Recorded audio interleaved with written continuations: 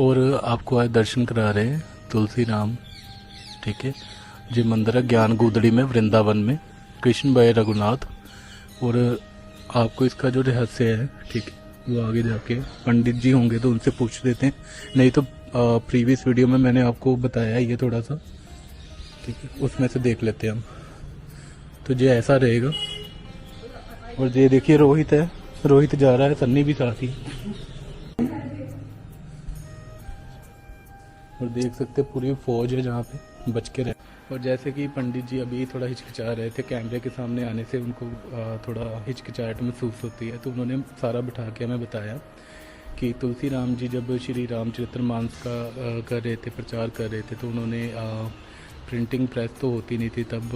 उन्होंने कुछ संत महात्मा थे, उनको बोला कि आप लिखो इस चीज़ को, मैं आपको बताता हूँ जो मुझे भगवान ने बताया। तो हम इस चीज़ को लिख कर एक किताब, एक ग्रंथ बनाएंगे, और जिसको बनाने में शायद महीना भी लग जाए और 2 महीने भी लग जाए।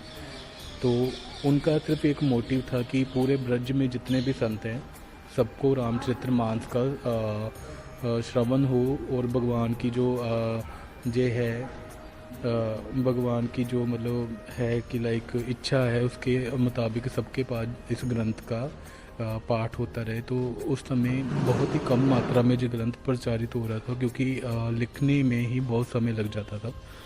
तो ऐसे ही करते करते जब गोस्वामी तुलसीदास जी ब्रज में भ्रमण कर रहे थे, तो वो कभी कभी जैसे कोई आते जाते ब्रजवासी तो उनको राम राम जी बोल देते, जैसे कि हम राधे राधे बोलते हैं वैसे ही वो राम राम जी बोल देते थे।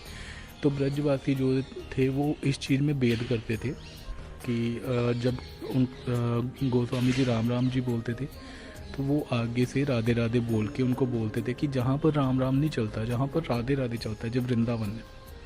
ठीक है, तो उस समय क्या होता था कि गोस्वामी जी को ना कष्ट होता था कि क्यों मतलब नारायण में भेद क्यों करना। तो फिर वो जो होते थे गोस्वामी जी हैं, उन्होंने पूछा कि आप ऐसे भेद क्यों कर रहे हो। तो उन्होंने आगे से रिप्लाई किया ब्रजवासियों ने कि जो आपके राम जी थे उन्होंने 12 वर्ष की आयु में पहला राक्षस मारा था, पर जो हमारे श्री कृष्ण जी हैं उन्होंने तो 6 महीने में पूतना को मार दिया था। तो फिर कृष्ण ज़्यादा बड़े हुए। ठीक है, उसके अलावा इन्होंने गोस्वामी जी जब आहत हुए इस चीज़ से, तो गोस्वामी जी फिर आगे अपने अगले कर्म के लिए निकल पड़े। तो जब वो इसी रामचरितमानस का प्रचार कर रहे थे तभी वो एक संत महात्मा थे परशुनाथ जी, उनसे मिले। तो परशुनाथ जी जो थे वो ठाकुर जी की सेवा अर्चना करते थे और हमारे गोस्वामी जी श्री राम प्रभु की अर्चना करते थे। तो दोनों ने एक दूसरे को पहचान लिया था कि दोनों ही भगवद संपन्न संत हैं। ठीक है, तो परशुनाथ जी ने गोस्वामी जी को आमंत्रित किया अपनी जगह पे कि आप आइए और हमारे साथ बैठिए, कभी भगवत चर्चा करते हैं। तो जैसे ही परशुराम जी इस जगह पे रहते थे, परशुनाथ जी सॉरी, वो इस जगह पे रहते थे, तो गोस्वामी जी जब उनके पास आए तो गोस्वामी जी ने उनके जो राधा कृष्ण थे, वो सामने जो आपको प्रतिमा दिखाई है वो परशुनाथ जी की थी। तो राधा कृष्ण जी को प्रणाम किया, दंडवत करी।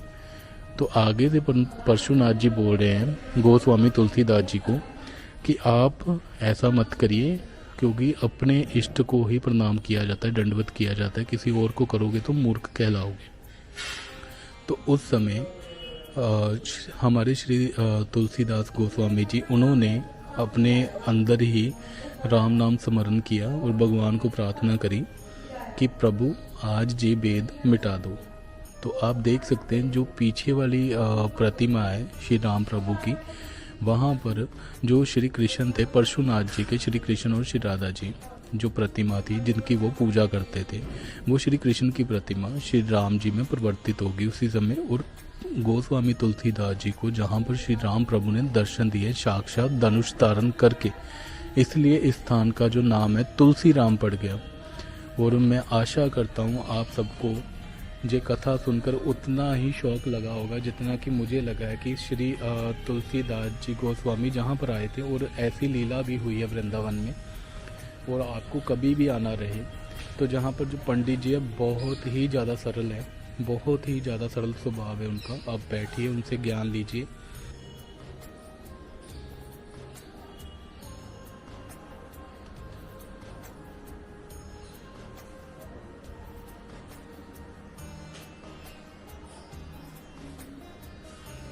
कितनी सुनी। आप देख सकते हैं श्री राम प्रभु का स्वरूप कितना ही सुंदर है, और उनका जो आप देख सकते हैं ना, जो उनका श्याम रंग है वो कितना ही प्रिय लग रहा है।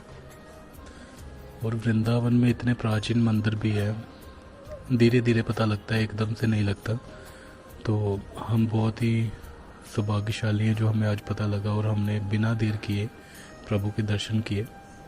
और आपको बताना चाहूँगा कि गोस्वामी तुलसीदास जी इसी जगह पर भजन करते रहे, ठीक है।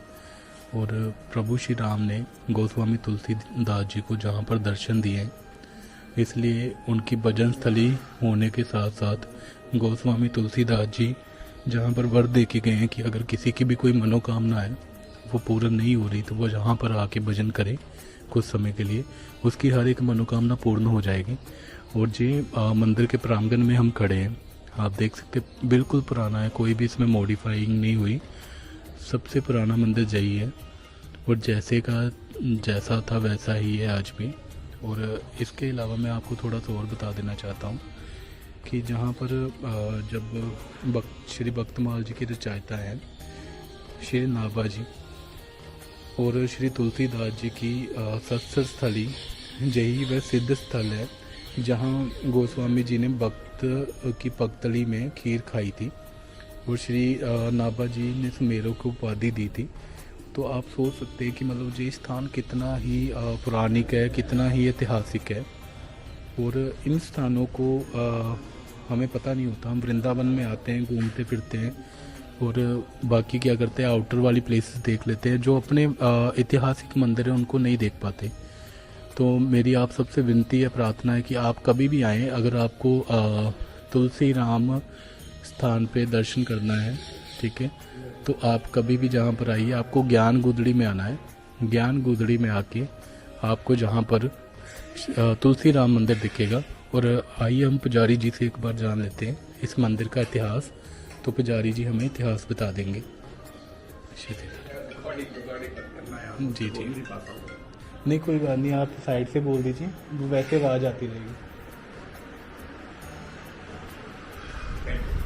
जी जी, श्री सीताराम।